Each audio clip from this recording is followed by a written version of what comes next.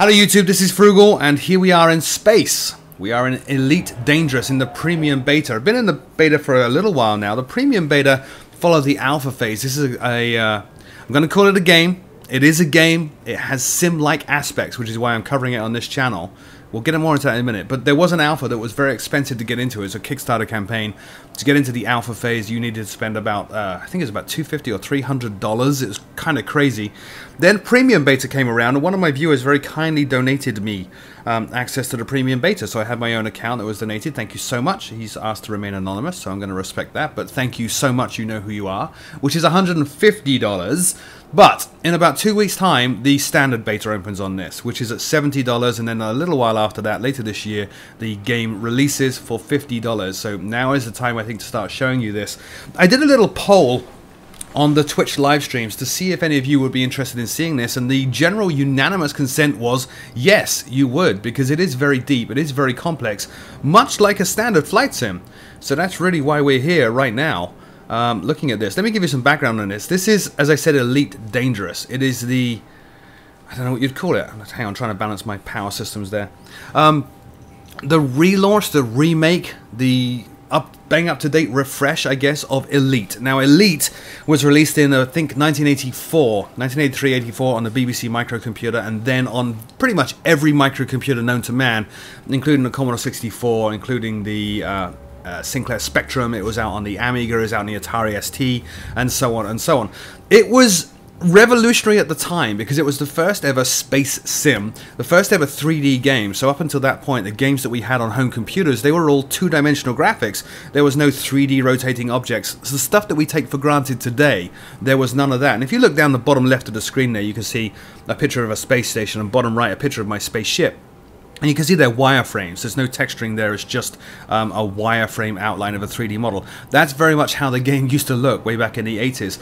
One of the other cool aspects of the game was that the two guys behind it, David Brabham and Ian Bell, developed a procedural way of generating a universe following proper physics laws and principles. There's the sim aspect once again. So rather than sit down and by hand create a universe, they basically wrote code to do it, and that universe that got created was tens of thousands of systems big. It was immense, the vastness of space and all that good stuff. Finally, so you got a 3D game here, you got a space game, you got a procedurally generated universe, but the stuff that really fed into this being completely revolutionary was you choose your own path in this. You can do whatever you want, much like a flight sim.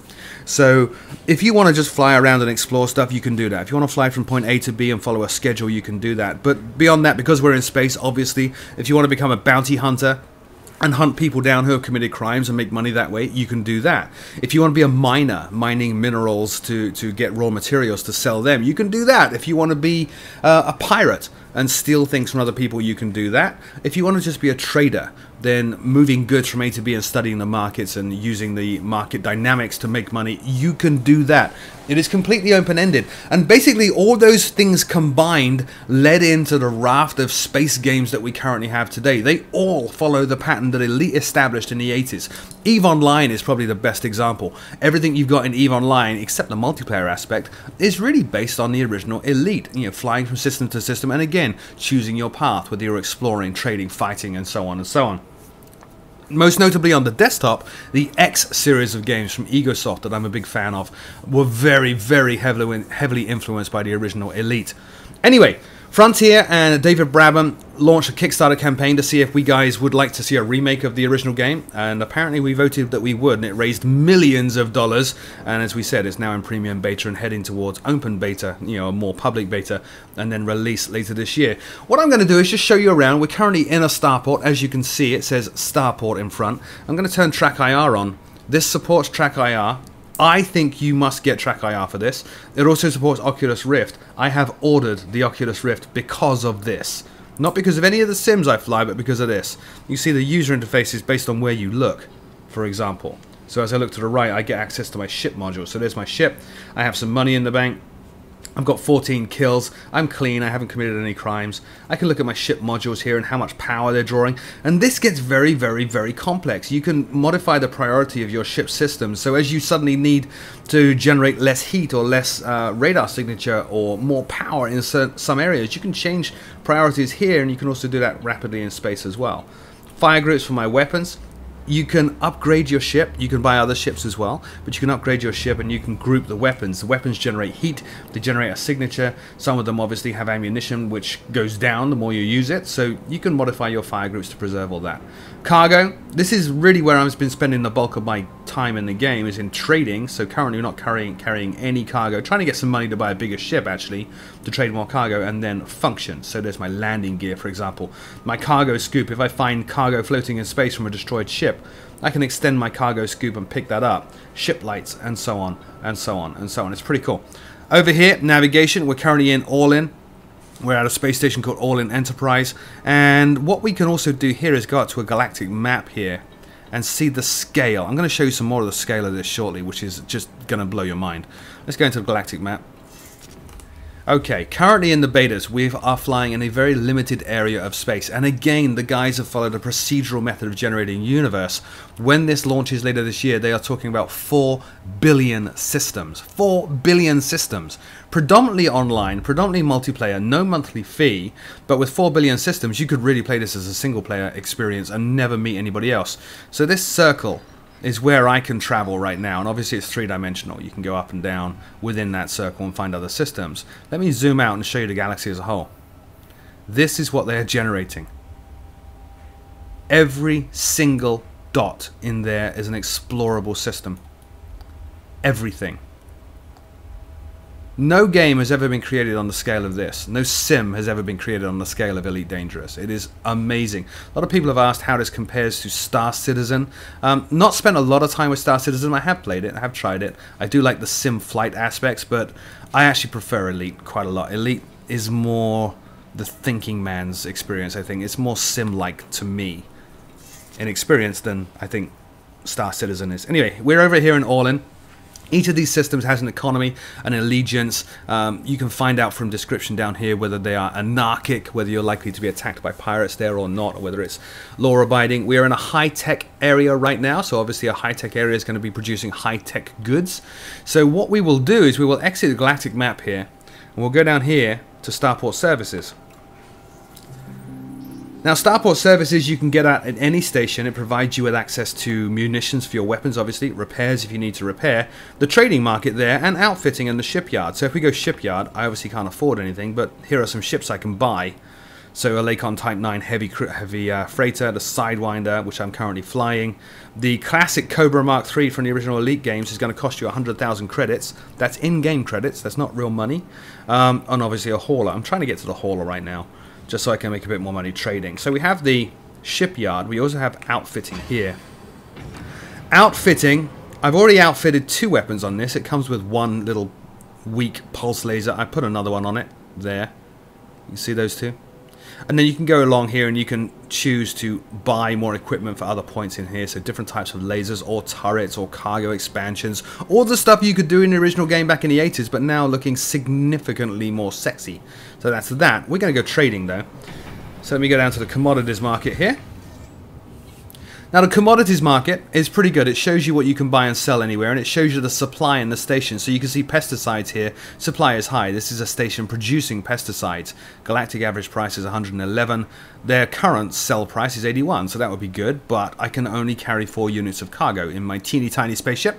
So that's no good for us. We do want to make some money on every trip that we undertake, so let me just go down here and see if we can find something that costs a little bit more money. Progenitor cells, medicines. Interesting. What are these here? Resonating separators. I don't even know what they are. But they are selling cheaper here than anywhere else. I could probably take one, but I'm only going to make, say, 400 if I hit the market average on the price. So probably don't want to do that. Oh, maybe I do. A catalyzer. Let's take that, because I know where I want to go.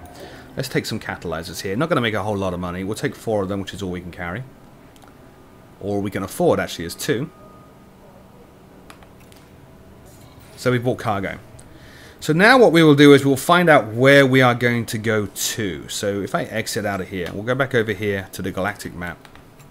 This is kind of plotting your route. We are going to go up to Dahan. Dahan is a agricultural system. I think I might be able to sell those things there. Sell us Prime. Where's Dahan? Where are you? Pretty hard to find your way around here, as it should be. Space is vast. Oh, sorry, Iranin. Iranin is agricultural. This is the starting area, Iranin. That's where everybody starts when they start playing the game. They have promised a single-player element as well, or a single-player ability to play this as single-player. I don't think that's going to be that good. I actually like the fact that you're flying around in a persistent universe with other spaceships who are flown by people as well as NPCs. Anyway, we've set our destination here.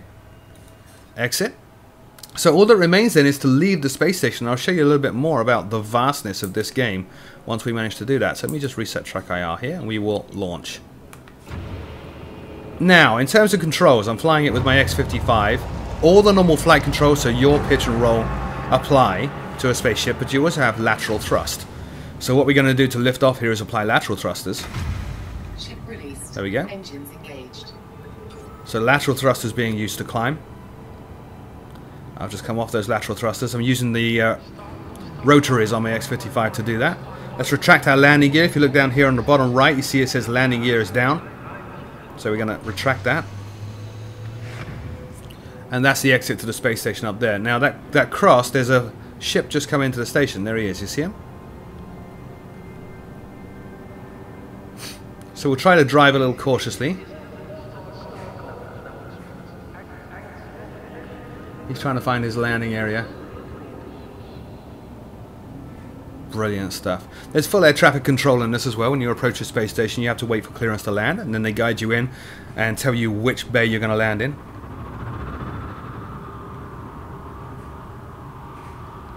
Let's try to get out of here intact. And this is one of the newer types of space station in the game that they've just released. Normally the space stations are the classic Elite from 1984 hexagons. This is an Orbis station. It is crazy. Look at the level of detail on this as well, by the way. These rings are habitat rings up here. And as you get closer, you can look in, you can see the gardens where they're growing food. See those? Pretty crazy stuff. So you got standard controls, pitch, yaw, roll. Obviously we got thrust or power that I just put in there. We have an afterburner like ability here as well. Like so.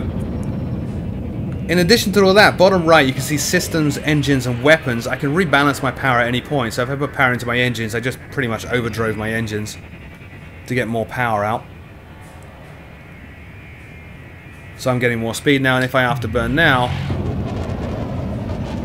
we're going crazy fast. So you have all of that ability, which is kind of useful. Once you're in combat, you might want to put more power to the weapons so they don't overheat as quickly. Or if you're under attack, you might want to put more power on the systems to rebuild your shields. Let's go take a look at this station real quick. You can see all the lighting here is absolutely correct based on the position of the sun. That's kind of cool. You go into some space stations and where the sun is will kind of shine a shadow through the entry to the space station, which is very, very, very cool. There are two other systems we've not looked at yet, obviously. There are the Hyperdrive and Supercruise. Now, Hyperdrive will get you from system to system. To engage the Hyperdrive, we really need to align ourselves with, in this case, Iranin. That's where we're going to head out to. There. And we need to get away from that space station. It will mass lock us, which means because of the mass of the item that we're close by to, we can't engage a hyperdrive. So we need to warp away. I think we're out of mass lock right now, so I'm going to engage the hyperdrive system. Once we drop out of hyperdrive, we'll be in Supercruise, which is a time-accelerated, almost hyperdrive, which we use to cover great distances within a single system. Now notice over here as well, it says Iran in 7.741 LY, that's light years. So we are light years away. It also measures distance in terms of light seconds, and there's another one, C, that I can't remember what that actually stands for, but that's how distances are measured in this. Light seconds, light years, not so much miles or nautical miles anymore. Anyway, let's engage the hyperdrive.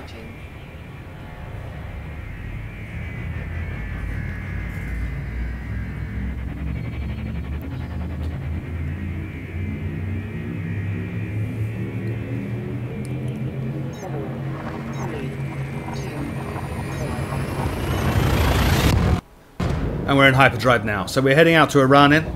We should be pretty safe in Hyperdrive. In the original game, you could get pulled out of Hyperdrive by Thargoids, the nasty alien race that tried to kill everybody. I haven't experienced that in the premium beta yet.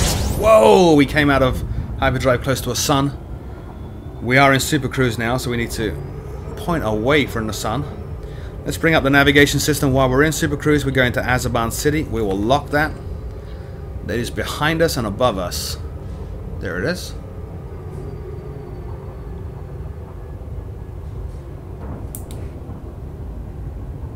And let's go on out here. Now, because we're so close to the sun, our speed is a little slow. It's picking up now. You see 1.89233C down the bottom right. We are 200 light seconds away. Now, the distance there is obviously the distance that light would travel in 200 seconds. That's how far away we are. We can get pulled out of Super Cruise here. It's called an interdiction. Other players can do it. They don't often do it. NPCs do it. You know, non-player controlled characters do it. I'm going to overshoot. I'm going a little bit too fast. It takes a huge amount of time to slow down from this speed. You can see bottom left, we are getting close to that yellow bar. It needs to hit the blue area, and that's when we can exit Super Cruise. Trying to get the yellow bar on the bottom to match the yellow bar on top, so they both hit the blue at roughly the same time. Alright, so we actually overshot there. It's my bad, actually my phone went. Talk about breaking the immersion of a game. Let's try to get back on track here. There's the planet Iranin. The main planet here. 14,000 kilometers, counting down very rapidly, trying to get both those yellow bars on the left here to be in the blue, which would enable us to disable Super Cruise.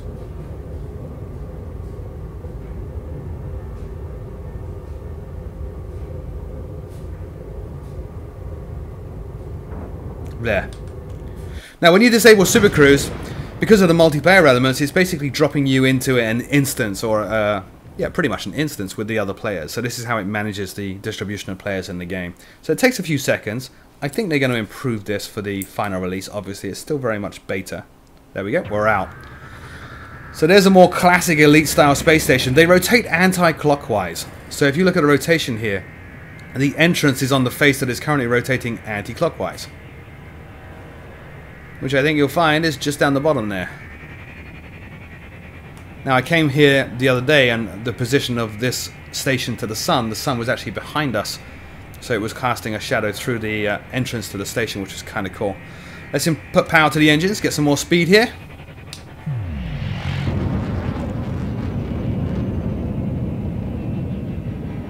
Once we get within 7K, we can call air traffic control up. Get permission to land.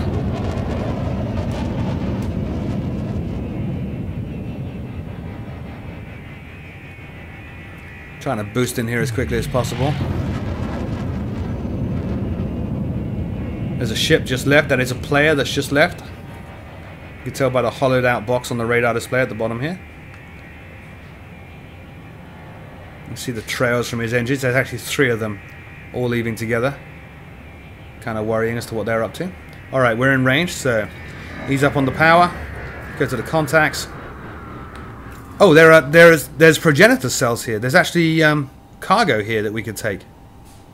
We don't have enough. Yeah, we do actually. Hang a moment. Let's see if we can go get some cargo. We might get in trouble for this. That's locked. It's directly in front of us.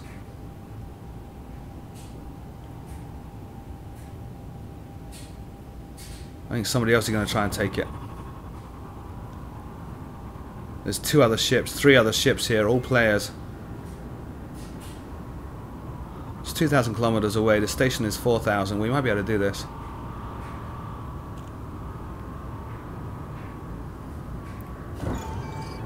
So we've extended the cargo scoop now. Alright, it is above us. That guy is definitely trying to get the cargo as well. Whoa, too much.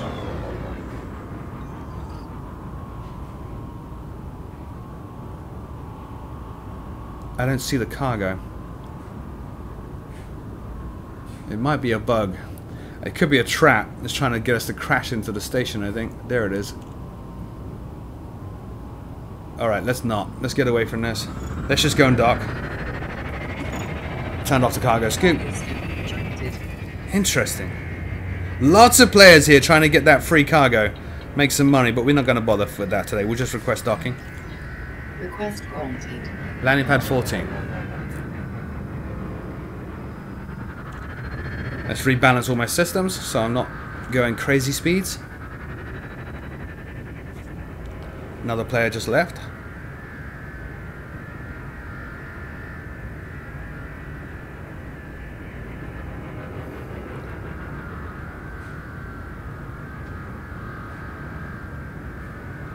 Okay, now obviously we need to rotate.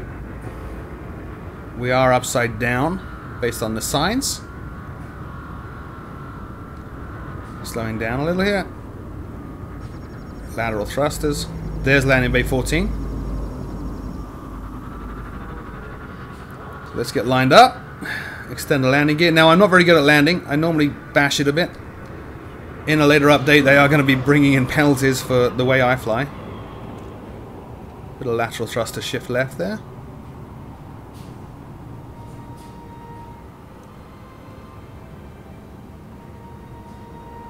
Look how huge this is.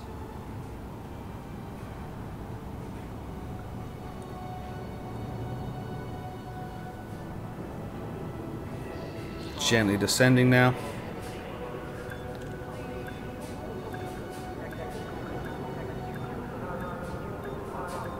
A little bit of thrust to the left. Gently descend. To the right.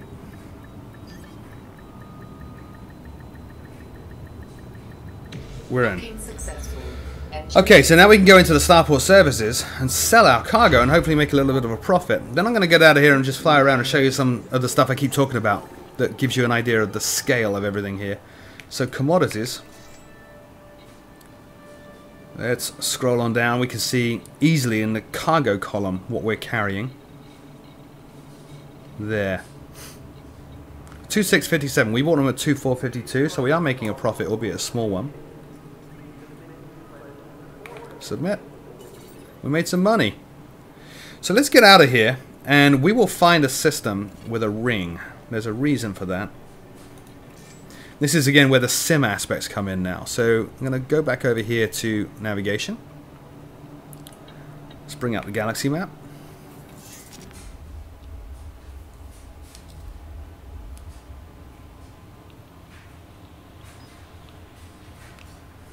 Let us head out to this one. A tiny system recently stripped of its planet in an encounter with another star, leaving just Vulcan in an eccentric orbit it has today. Vulcan is still in the process of reforming, with the giant ring system the only remnant of the other body with which it collided. That's where we're going to go to, and you'll see why when we get there.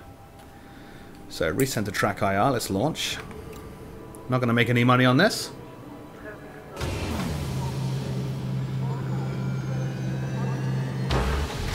Lateral thrust. Engines engaged. Landing gear up.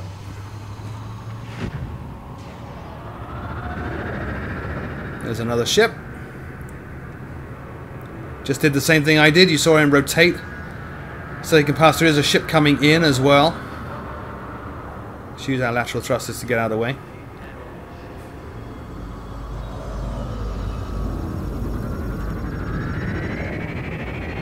And power to the engines and boost. Now the place we're going is behind us.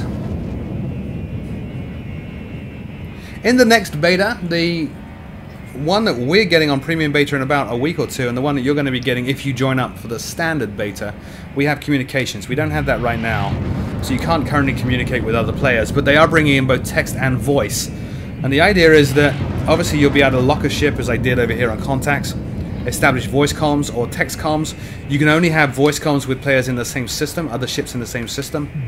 Text comms you can have with anybody anywhere. And they are talking about letting you form wings and groups. So if you wanted to form a militia hunting down the pirates, and you can do so. Or if you wanted to form a pirate squad hunting down other players, then you can do that as well. Left a no fire zone. And we're out of mass lock, so engaging hyperdrive.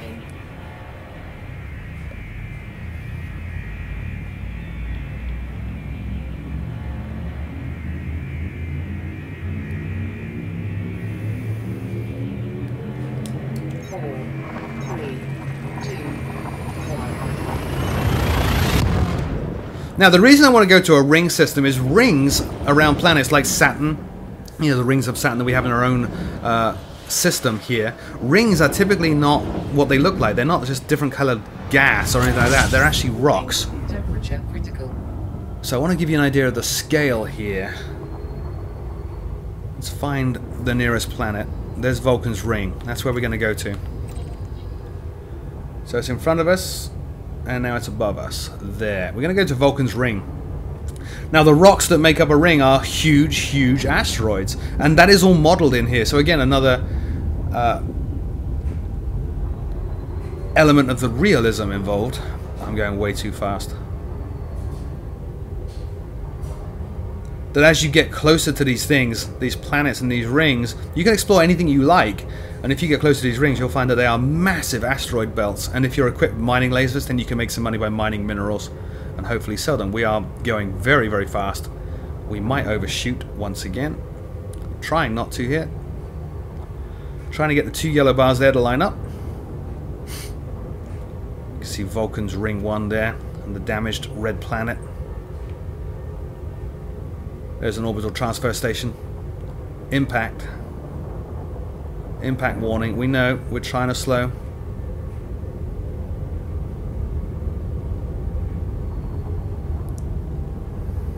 So you see how pretty the rings are. From this distance, very attractive looking.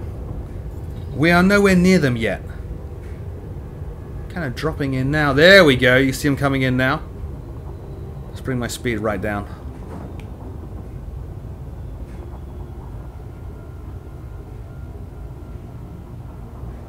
Speed is very low now.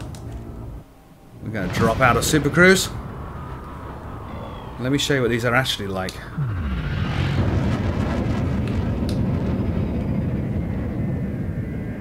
And as you look around the sky here, each one of these dots of light is a star that ultimately you'll be able to go to and explore. Yeah, I actually think I dropped out a little bit too far.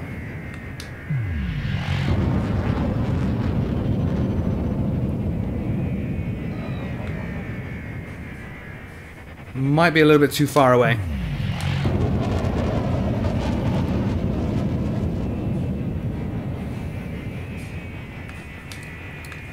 Let's see if we can put Super Cruise on real quick. Drive charging. Bring the speed right back. Ready to engage.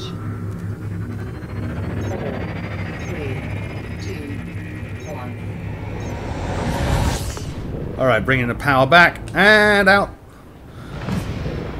We dropped too close. You can start to see now the size of these asteroids. Look, this is what a ring is like. So there's your simulation aspects there as well. Amazing stuff. Now obviously my ship has weapons. Upgrading weapons is kind of key as the game goes on. There's my 2 weapons there. Just deploying them. As I use them, they overheat. You need to manage that heat, especially in combat.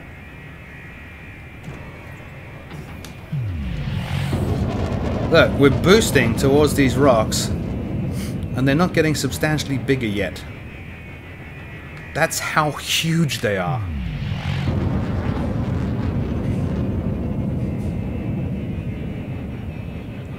Pretty much entering a ring now.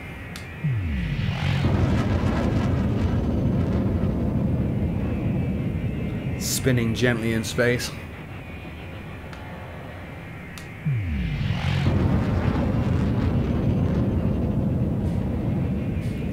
Getting a lot closer now. Now obviously we're in space. There is no natural light. So these are being lit by the sun, which is obviously up there. So got to be a little bit careful as we navigate through these. Hard to see stuff. We do have lights on board. Let me turn them on. So go over here to our functions. Ship lights on. That might help us a little.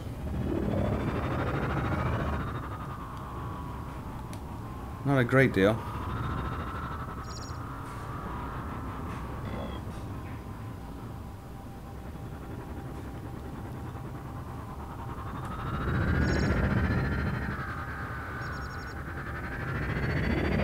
Amazing, isn't it?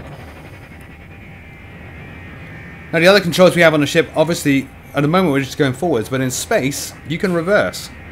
So if I bring the power back and hit the reverse button, I've now engaged reverse on this.